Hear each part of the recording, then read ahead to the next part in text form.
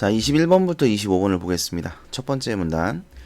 우리는 소비를 할 때 벌어들인 소득 전부를 지출하지 않고 일부를 저축하기도 하고 대출을 받아 자신이 벌어들인 소득보다 많이 지출하기도 합니다. 예를 들어 적금에 가입해 미래에 있을 지출에 대비하거나 대출을 받아 자동차를 구매하면서 여러 해에 걸쳐 대출금과 이자를 상환하기도 합니다. 이와 같이 소비는 여러 기간에 걸친 자금의 흐름을 고려해 이루어진다. 따라서가 나왔죠? 따라서는 항상 중요하니까. 저축과 대출 등의 금융 행위와 그것의 수익과 비용을 결정하는 이자율은 소비계획의 결정에 있어 중요한 요소이다. 여러분 이런 거 보실 때 자, 뭐가 중요한 단어예요? 얘랑 얘죠. 왜? 수식을 받고 있거든요. 저축과 대출 등의 금융행위, 그죠? 수익과 비용을 결정하는 이자율이죠. 그래서 금융행위와 이자율은 중요하다. 이거잖아요. 그쵸? 물론 소비계획 결정이라는 것도 중요하긴 합니다. 그래서 금융행위와 이자율이 소비계획 결정에 있어 중요한 요소이다. 이게 첫 번째 문단에서 제일 중요한 내용입니다. 두 번째 문단, 이자율이 소비에 미치는 영향. 자, 이거 이제 얘기하려고 하는 겁니다. 이게 지금 중심 화제예요. 이자율이 소비에 미치는 영향을 분석해보자. 물론 이제 뒤에 가면 금융행위 얘기가 나올 수도 있는데, 그죠? 근데 아마 이거일 거예요. 왜냐면 금융행위가 먼저 나와 있기 때문에 이거 설명할 거였으면 얘가 먼저 나와야 되겠죠. 나오고 그 다음 이자율 나올 텐데, 일단 이자율 나왔으니까 요거 얘기하려고 하는 거구나 라고 생각을 할 수가 있죠. 자, 그래서 이자율이 소비에 미치는 영향, 이게 중심 화제가 될 거고요. 분석하기 위해 다음과 같은 2기간의 소비 모형을 가정하자. 가상의 소비자 K는 1기와 2기의 두 기간만 생존하며 1기와 2기에 각각 소득 M1과 M2를 얻는다. 이때 1기 소비 지출액과 2기 소비 지출액의 합은 K가 전 기간에 걸쳐 벌어들일 총소득을 넘어설 수 없다. 그러니까 M1 플러스 M2를 넘어설 수 없겠죠. 또한 소비 지출액이 증가할수록 효용은 증가하며 K는 한 시기의 소비 지출액만 지나치게 많은 것보다 각 시기의 소비 지출액이 균등한 것을 선호한다. 여기선 안 중요한 정보는 아무것도 없습니다. 다 아셔야 돼요. K가 1기, 2기, 2기간 생존, M1과 M2가 소득, 그 다음에 소비 지출액의 합이 총소득 넘어설 수 없으며 지출이 증가하면 효용 증가, 그 다음에 균등한 것을 선호한다. 이거 다 아셔야 됩니다. 자, 그래서 이건 요약을 하면 뭐라고 요약하냐면 2기간 소비 모형, 가정이라고만 요약하면 사실 이 내용이 다 포함되긴 한데 그래가지고는 여러분이 이 내용을 알 수는 없죠. 그러니까 내용은 전부 다 정리를 해두셔야 돼요. 그 다음 보시면 어쨌든 이게 2기간 소비 모형입니다. 그래프 나왔다. 그래프만 나오면 틀리는 친구들이 있는데 자, 그래프를 잘 보면요. 보세요. X축이 금액, Y축은 2기 금액. X축은 1기 금액, Y축은 2기 금액이에요. 그래서 아까 그랬죠. 1기와 2기 이 두 기간만 존재하고 1기에서 얼마를 쓰고 2기에서 얼마를 쓰고 뭐 이걸 따지는 겁니다. 그 다음에 M1, M2인데 M1, M2는 소득이라 그랬죠. M1은 1기 소득, M2는 2기 소득이 되겠네요. 그래서 M1 요만큼, M2 요만큼, 그러니까 요 M1, M2 요 점 있죠, 요 점. 요 점의 X값과 Y값을 합치면 M1 플러스 M2니까 그게 뭐예요? 이 사람의 총 소득이 되는 거죠. 그죠? 자, 그리고 요게 예산선이래요. 그러니까 1기 소비가 이만큼일 때 2기 소비는 0원이죠. 1기에 다 써버린다는 거죠. 그 다음에 요 점은 뭐예요? 1기 소비는 0. 1기엔 돈 하나도 안 쓰고 2기에 다 쓴다는 얘기입니다. 그죠? 근데 뭔가 1기 소비가 더 1기에 다 쓰는 경우가 더 소비가 크네요. 그죠? 금액이 얘보다 2기에 쓰는 것보다. 그 다음에 대출액이 있네요. 대출액. C1은 뭐지? C1은 뭐 설명이 있을 텐데 밑에 있는데 자, 일단 그 다음에 무차별 곡선이 있습니다. 무차별 곡선이 이렇게 이제 있는데 효용의 증가 방향, 그러니까 요 제일 위에 있는 요 곡선 있죠. 요 곡선이 효용이 가장 크고, 효용이 크다는 건 뭐였어요? 아까 뭐가 크면 효용이 크다 그랬죠? 지출액이 크면 효용이 크다 그랬습니다. 그러니까 이 점들, 요 곡선에 있는 점들이 다 지출이 제일 큰 점들이겠죠. 그죠? 얘가 요 점이 가장 지출이 낮은 점, 효용이 낮은 점이라고 봐야 되겠죠. 그럼 보세요. 이게 예산선이고 예산선 안에서 예산선을 만족하면서 여러분 이 개념은 당연히 아셔야 되겠죠. 예산선을 만족하면서 효용이 가장 큰 점을 찾는 것이 이 사람이 가장 효율적인 소비를 할 수 있는 점인 거거든요. 그게 어디예요? 요 점이죠. C1, C2 요 점입니다. 왜? 지금 이 곡선 하나, 둘, 셋, 네 개가 있는데 첫 번째 거와 닿는 부분이 두 개가 있어요. 여기랑 여기 두 점이 있는데 요걸 해도 되고 요걸 해도 돼요. 그러니까 요 점이라는 건 뭐냐면 1기의 소비를 더 많이 한다는 거고 요 점을 선택한다면 2기의 소비를 더 많이 한다는 거겠죠. 근데 어쨌든 그 효용과 이 효용은 같다는 거예요. 왜? 이 하나의 무차별 곡선 안에 있으니까. 그죠? 그런데 요 두 번째 곡선은 딱 요 점이에요. 딱 요 점. 그리고 이 곡선이 이 밑에 있는 곡선보다 효용이 크기 때문에 효용은 크지만 예산선에 딱 맞아 떨어지는 거예요. 요 교점이 있으니까. 근데 요 세 번째 곡선은 뭐예요? 예산을 벗어나죠. 예, 효용이 클지는 모르지만 예산선에 접점이 없죠. 그러니까 예산선에 만족이 안 되는 거예요. 예산을 만족시킬 수 없는 거죠. 그렇기 때문에 이 점은 선택할 수가 없는 겁니다. 그래서 C1, C2가 가장 효율이 큰 점이구나. 예산 안에서라는 정도를 알 수 있습니다. 그래프만 봐도 이 정도를 알 수 있어야 돼요. 자, 그림 1은 이자율이 R일 때 K의 최적 소비 계획을 나타내는 것이래요. 그림 1의 예산선은 K가 총소득을 전부 지출할 때 소비할 수 있는 소비 계획들을 연결한 선이다. 예산선 이거죠. 이거 직선. 지금 기울기는 마이너스, 그죠? 초기 부존점을 지나는, 자, 초기 부존점이 뭐냐면 여기 나옵니다. 저축이나 대출 등 금융행위가 불가능할 때의 소비 계획. 그러니까 저축도 하지 않고 대출도 받지 않았을 때의 소비 계획인 거예요. 이해되시죠? 저축도 하지 않고 대출도 받지 않았을 때. 이게 M1, M2. 그러니까 M1이 소득이라 그랬잖아요. 그죠? 그러니까 대출도 안 받고 저축도 안 한다는 건 번 걸 그대로 다 쓴다는 거거든요. 그러니까 M1이 번 만큼 그대로 쓰는 거예요. 그래서 M1이 소득이자 여기선 지출이 되는 겁니다. 그러니까 1기 지출은 M1 이렇게 되는 거죠. 그 다음에 M2 마찬가지. M2가 2기 소득이니까 역시 그 소득만큼 그대로 다 쓰는 겁니다. 왜? 저축도 못하고 대출도 못하니까. 따라서 M1, M2 이 점은 초기 부존점. 저축과 대출이 없을 때의 소비 계획이 되는 겁니다. 즉 소득 금액과도 같죠. 자, 아무튼 이 초기 부존점을 지나는 우하향 직선 이렇게 예산선이 나타나는데 이때 예산선의 기울기는 이자율에 의해 결정된대요. 그죠? 이거 중요한 것 같은데 예산선의 기울기는 이자율에 의해 결정된다. 그 다음에 예를 들어 K가 1기에 R의 이자율로 100만원을 빌린다면 1기에 소비할 수 있는 금액은 100만원만큼 늘어나지 뭐 당연한 소리죠. 1기에 100만원 빌렸으니까 소비 금액이 늘어나겠죠. 반대로 2기에 소비할 수 있는 금액은 줄어들어야 되는데 얼만큼 줄어드냐면 1 플러스 R 곱하기 100만원만큼 줄어듭니다. 왜? 여기서 R이 뭐예요? 이자율이죠. 그러니까 100만원 원금이고 원금 곱하기 1 그러니까 요게 원금이에요. 그리고 100 곱하기 R 요게 이자 내야 할 이자 금액입니다. 그래서 100만원과 이자 금액만큼 줄어든다라는 뜻이 되는 거죠. 따라서 이자율이 R인 경우 예산선은 기울기가 마이너스 1 플러스 R. 왜 마이너스냐면 일단 이게 기본적으로 마이너스예요. 기울기는. 그죠? 기본적으로 이렇게 될 수는 없습니다. 기본적으로 마이너스고 그 다음에 아까 뭐라 그랬냐면 예산선의 기울기가 이자율에 결정된다 그래서 이자율에 의해 그래서 마이너스 1 플러스 R인 초기 부존점을 지나는 직선이 됩니다. 자, 이거 조금 설명을 드려보자면 보세요. 그러니까 이자율이 R이 커지면 이 기울기는 어떻게 되죠? 이 기울기가 마이너스 1 플러스 R이에요. 근데 R이 커져. 그럼 기울기 작아지죠. 마이너스 1 마이너스 R이니까. 그죠? 이거 알잖아. 이건 알잖아. 마이너스 1 마이너스 R이니까. 뭐 저보다 수학 잘하시는 분들일 테니까.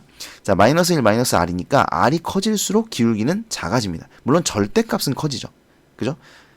절대값은 커지지만 수 자체는 작아지니까. 그래서 작아지니까 이게 지금 마이너스 기울기이기 때문에 어떻게 된다는 얘기냐면 마이너스 기울기가 커진다는 건 이렇게 된다는 거죠. 더 기울기가 가팔라진다는 거. 이 얘기예요. 예산선의 기울기는 이자율에 결정된다. 그래서 R이 커질수록 기울기는 가팔라진다. 왜 그러냐면요. 보세요. 왜 그러냐면 이건 너무 제가 크게 그려놨고, 잠시만요. 이 점을 지나야 되잖아요. 그죠? 이 점을 지나면 이렇게. 이렇게 되겠죠? 이런 식으로. 네, 이런 식으로 됩니다. 그럼 이게 잘 보면 요 원래 삼각형과 지금 제가 새로 빨간색 그린 요거의 삼각형을 비교해보면 아마 원래 삼각형이 더 클 거예요. 왜 그럴까요? 이자로 냈으니까요. 네, 이자로 내야 되니까. 이자로 낸 금액만큼은 내가 소비를 못하죠. 근데 이자율이 올라가면 올라갈수록 내가 이자로 내야 되는 돈이 많아지죠. 그러니까 지출 금액은 줄어들 수밖에 없는 겁니다. 그죠? 그래서 R이 커질수록 기울기는 가팔라지고 이 전체 지출액은 작아질 수밖에 없어요. 네, 뭐 그렇습니다. M1, M2는 당연히 똑같죠. 왜냐면 이건 대출 안 받은 거니까 이자율의 영향을 받을 이유가 없잖아요. 대출을 안 받은 거니까. 그렇죠? 뭐 그런 식으로 생각을 하시면 될 것 같고. 자, 그래서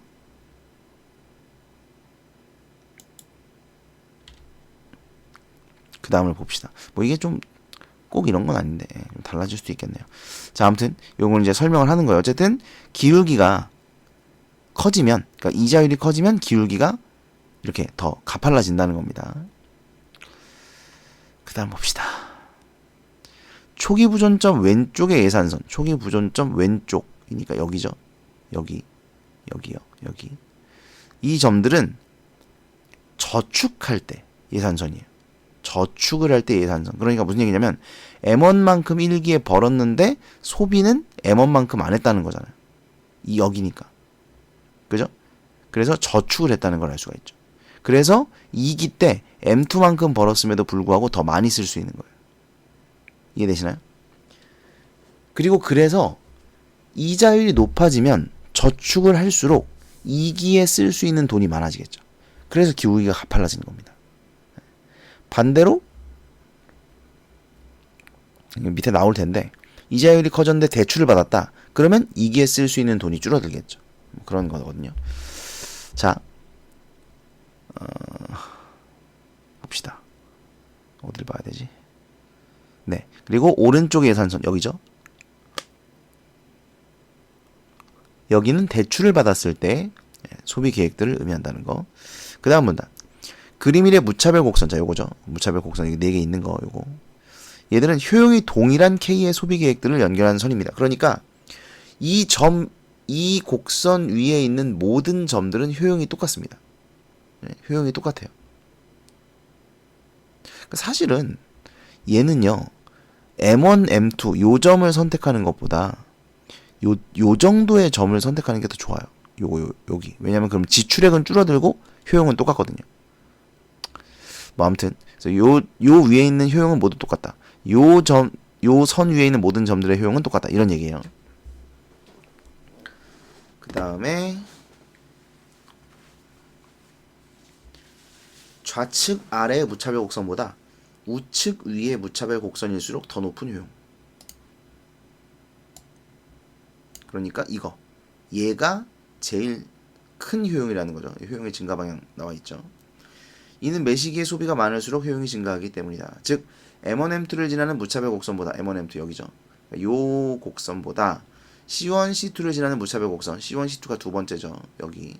그러니까 얘가 C1, C2를 지나는 무차별 곡선이 우측 위에 있기 때문에 M1, M2에 비해 C1, C2가 효용이 더 높은 소비 계획이라는 걸 알 수 있다는 겁니다.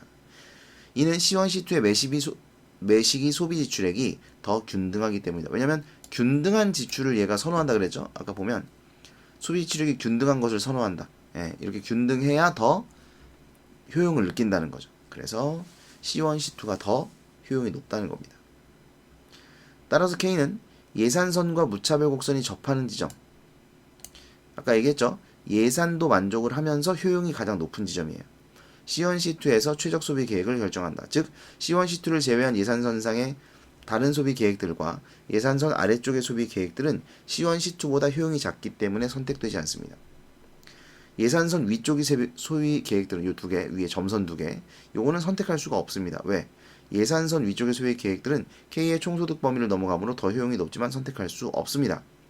그러므로 K는 C1-M1을 대출하여 C1, C2의 소비 계획을 선택하게 됩니다. 자, 그래서 C1, C2를 하려면 자 보세요. 1기의 소득은 M1이에요. 근데 소비를 C1만큼 해야 됩니다.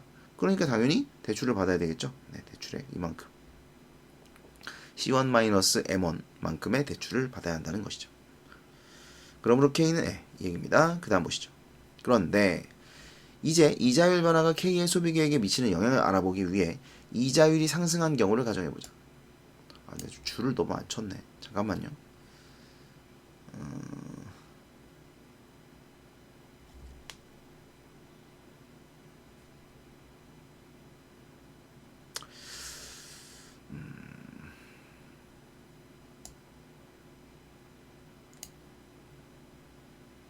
네. 이 설명은 이미 다 하긴 했는데 이거를 어디 줄치기가 애매해요. 다 중요합니다. 네, 이게 다 중요한 내용이에요. 그러니까 내용을 다 하셔야 돼요. 자, 이자율이 상승한 경우를 봅시다. 이자율의 기울기는 마이너스 1 플러스 R이므로 이자율이 상승하면 예산선의 기울기가 가파르게 변화. 뭐뭐하면 뭐뭐한다. 당연히 아셔야 되고요. 따라서 이자율이 상승하면 예산선은 초기 부존점을 기준으로 시계 방향으로 회전합니다. 됐죠? 그림 2는 이자율 상승에 따른 K의 최적 소비 계획 변화를 나타낸 것입니다. 이 그림에서 무차별 곡선과 예산선이 접하는 지점이 변하는 것을 통해 K는 이자율이 상승하면 1기 소비 지출액과 대출액을 줄이는 방향으로 최적 소비 계획을 변화시킨다는 것을 알 수 있습니다. 근데 이거는요, 여러분, 그래프를 갖다 놓으니까 더 어려워요. 사실 그냥 딱 보면 너무 당연한 얘기입니다. 이자율이 상승했어요. 그럼 어떻게 해야 되죠? 대출을 줄여야죠. 그죠? 이자율이 상승하니까 대출을 줄이는 게 2기 때 더 많은 돈을 쓸 수 있는 방법이잖아요. 네, 대출액을 줄인다고. 당연한 겁니다. 그래서 C1이 아니라 C1-로 변화한 거예요. 이해돼요? C1이 아니라 C1-. 그리고 아까 예산선이 어떻게 된다 그랬어요? 초기 부전점을 지나지만 이렇게 더 가팔라진다 그랬죠? 가파른 직선이 됐습니다. 원래는 이 점선이었는데 이렇게 가파른 직선이 됐다는 거죠. 근데 이렇게 가파른 직선이 되면 보세요. 요 점선 곡선 보이세요? 무차별 곡선 점선? 아까 C1, C2에서 만났던 요 점선? 요 점선이 지금 새로운 예산선과는 만나질 않아요. 그죠? 그렇기 때문에 이 C1, C2를 선택할 수가 없게 됐습니다. 왜냐면 예산에 만족이 안 되니까요. 예산보다 넘어서니까. 그럼 어떻게 해야 되느냐? 밑에 있는 곡선을 선택해야 됩니다. 이 밑에 있는 곡선. 아까 M1, M2를 지나갔던 이 밑에 있는 곡선. 얘는 지금 요 점에서 만나는데 요 점을 우리가 C1-C2-로 이름을 지어준 거예요. 이해돼요? 이렇게. 그러면 아까는 C1, C2만큼 지출을 했다면 이번에는 C1-C2-만큼 지출을 하게 될 거라는 거죠. 자, 그러면 C1-C2-와 C1, C2를 비교했을 때 효용은 어떤 게 더 큽니까?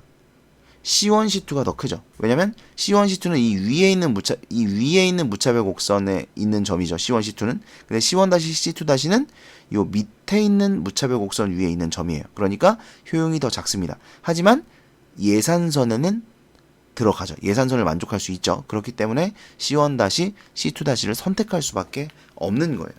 왜 이런 결과가 나타났어요? 이자율이 증가했기 때문이죠.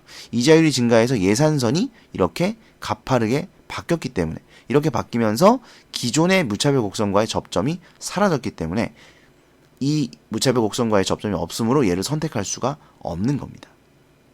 이해되시나요?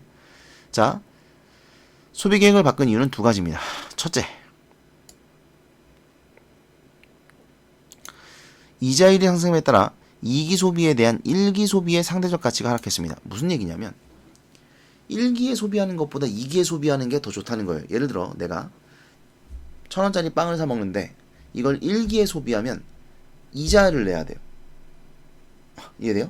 이거 1,000원짜리 빵으로 하니까 너무 좀 그런데 예를 들어 100만원짜리 뭐가 있을까? TV를 산다. TV가 100만원짜리가 있나? 비싼데. 아무튼 뭐 산다고 칩시다. 자, 100만원짜리 TV를 사는데 이거를 1기에 사면 대출을 받아서 사야 돼. 그럼 이자를 내야 되잖아. 그죠? 싫잖아. 그냥 좀 참아다가 2기에 사도 되잖아. 2기에 사면 이자율을 안 내는데. 이자를. 그죠? 그래서 이 사람이 1기 소비를 줄여요. 왜? 1기 소비의 가치가 줄어들어서. 왜? 1기에 소비를 하면 총소득이 줄어들거든. 이건 뒤에 나오는데. 그러니까 1기 소비를 하면 더 많이 2기 소비를 못하게 돼요. 이자율이 낮을 때는, 그러니까 이런 거죠. 이자율이 낮을 때는 100만 원을 쓰면 2기 때 100만 원을 쓸 수 있었어. 이자율이 없었을 땐. 근데 이자율이 2만 원이 생겨. 그러면 1기 때 100만 원을 쓰면 2기 때는 98만 원밖에 못 써. 왜? 2만 원은 은행에 내야 되거든.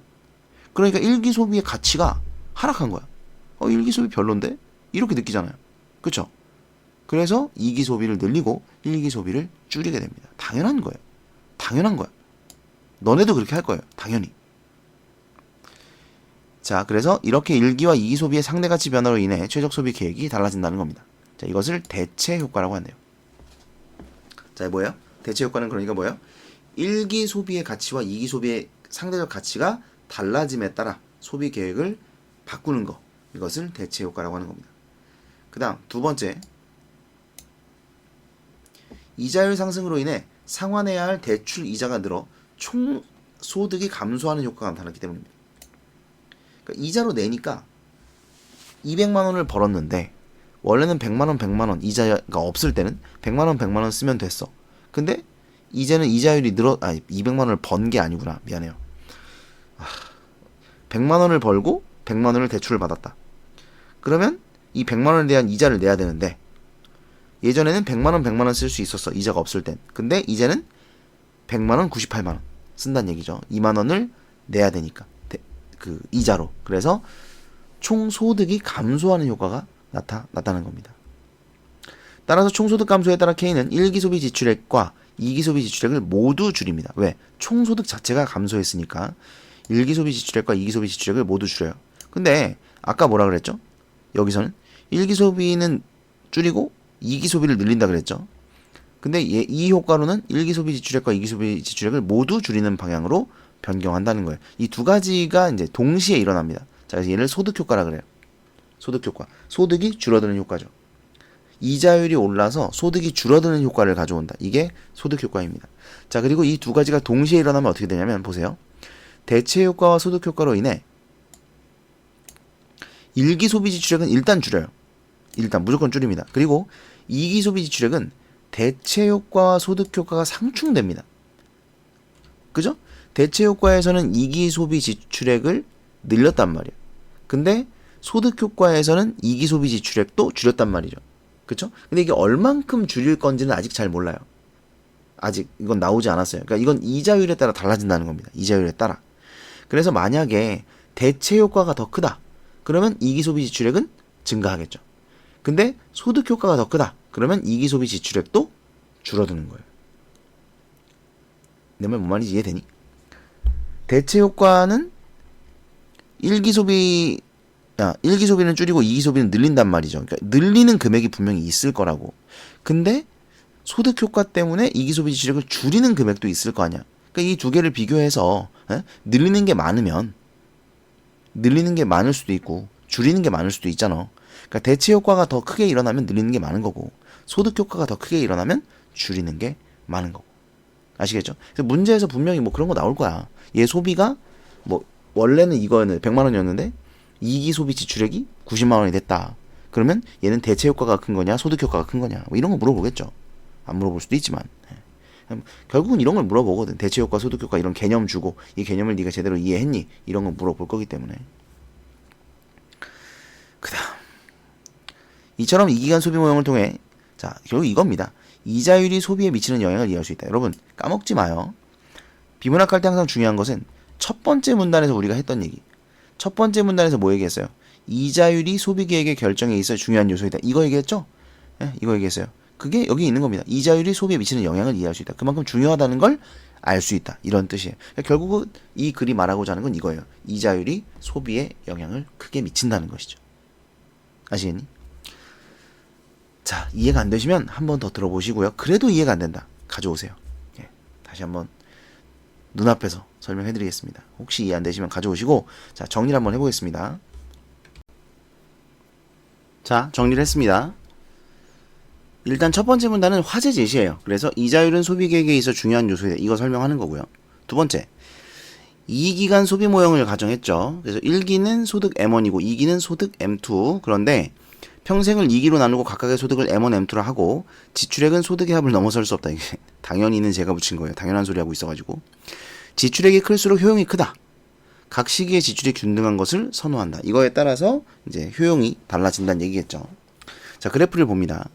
자, 그러니까 이것도 마찬가지예요. 여러분 그 본문을 보면서 이걸 보세요. 본문을 보면서 이거 지금 쓰고 계시면 안 됩니다. 지금 쓰지 마시고 이따가 쓰셔도 되고, 아니면 뭐 먼저 써놓고 보시되, 이걸 볼 때는 반드시 본문을 보면서 보세요. 내가 여러분이 지금 제대로 이해하고 있는지.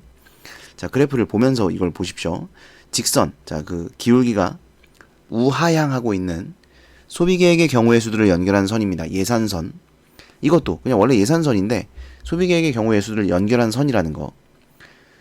자, 이 사람이 세운 소비 계획들이 다 이 안에 있어야 합니다. 그래야 예산 안에 들어오니까. 그러니까 이 선을 넘어가면 사실 얘한테는 별로 의미가 없는 거예요. 실행할 수가 없는 겁니다.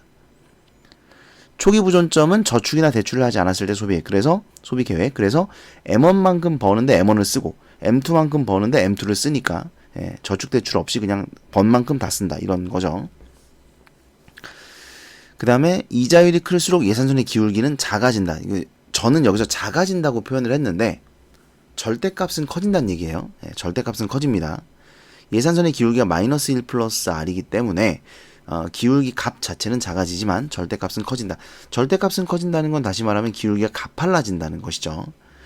그 다음에 그래프 설명 두 번째. 자, 무차별 곡선이 있습니다. 이 무차별 곡선은 효용이 동일한 경우를 연결한 선. 여기서 이 동일한 경우라는 것이 점으로 나타나는 거죠. 그 점들을 모두 연결한 선이 무차별 곡선인데, 이 무차별 곡선이 원점에서 멀어질수록, 다시 말하면 우상향할수록 원점에서 멀어질수록 효용이 증가하는 것을 뜻합니다. M1, M2가 속한 곡선은 가장 아래에 있고 C1, C2가 속한 곡선은 이제 두 번째죠. 그 다음에 이제 C1, C2의 오른쪽에 있는 것들은 다 예산선을 벗어나기 때문에 의미가 없는 거라 그랬죠. 그래서 C1, C2가 속한 곡선은 원점에서 멀고 예산선과도 접해 있죠. 그래서 C1, C2의 효용이 더 크다는 것을 알 수 있고요. C1, C2가 최적 소비 계획이라는 것도 알 수 있습니다. 효용이 가장 크니까. 이자율이 상승하면 예산선의 기울기가 가팔라지고요. 예산선은 초기 부존점을 중심으로 시계 방향으로 회전한다는 얘기 앞에 있었죠. 무차별 곡선과 예산선의 접점이 바뀌게 된다. 왜요? 이자율이 상승했기 때문입니다. 자, 이자율이 상승하면 아까도 얘기했지만 이자율이 상승하면 예산선의 기울기가 달라지고 그러면서 C1, C2라는 점을 지나가지 못하게 됩니다. 네. 그러면 C1, C2가 속해 있는 그 무차별 곡선, 그 효용을 달성할 수가 없고 그 밑에 있는 효용을 이제 선택을 해야 되는 거죠. 밑에 있는 무차별 곡선. 그래서 C1-, C2-를 만나게 된다는 거. 그 다음에 그래서 예산선의 접점이 바뀌게 된다. 여기서는 C1-, C2-로 바뀌었죠. 자, 최적 소비 계획을 바꾼 이유 두 가지. 대체 효과와 소득 효과. 대체 효과는 이자율이 상승하면 1기 소비의 상대적 가치가 하락하는 거. 그래서 1기 소비를 줄이고 2기 소비를 늘리는 경향이 나타나요. 이런 효과가 나타난다는 겁니다. 사람들 사이에서. 이걸 대체 효과라 그래요. 그 다음에 소득 효과는 이자율이 상승하면 1기 대출에 대한 상환 금액이 증가하기 때문에 소득이 감소하는 효과를 갖게 됩니다. 이게 소득 효과고, 그로 인해 1기 소비액과 2기 소비액을 모두 줄이게 된다. 근데 대체 효과가 더 클 수도 있고 소득 효과가 더 클 수도 있어요. 대체 효과가 더 크면 2기 소비를 늘리는 게 더 크기 때문에 2기 소비가 늘어나겠죠. 근데 소득 효과가 더 크면 2기 소비액을 2기 소비액을 줄인다가 더 큰 효과를 발휘하기 때문에 2기 소비액은 감소하게 됩니다. 1기 소비액은 무조건 줄어들어요. 왜? 이자율이 높아졌으니까 대출 받지 말아야죠. 1기 소비액이 줄어들 수밖에 없습니다. 따라서 1기 소비액은 줄어들고 2기 소비액은 대체 효과와 소득 효과의 크기에 따라 결정된다. 되셨죠? 이렇게 정리하시고 이해가 될 때까지 여러분 좀 읽어보시고요. 특히 그래프를 여러분 꼭 이해하셔야 됩니다. 그래프를 이해를 못하면 문제에서 분명히 그래프를 변형해서 낼 거예요. 그러니까 그래프는 뭐 그대로 낼 수도 있죠. 그래프는 그대로 내더라도 근데 이건 그래프를 변형할 수도 있어요. 이거는 변형할 수도 있고, 그 다음에 뭐 그대로 내더라도 약간 이제 밑에 있는 요소들을 바꿔서 낼 테니까 어쨌든 그래프를 반드시 이해를 하셔야 돼요. 이건 좀 암기로는 안 됩니다. 전체 내용도 제가 지금 정리한 거도 다 암기를 하셔야 되고 그래프는 이해를 하시기 바랍니다.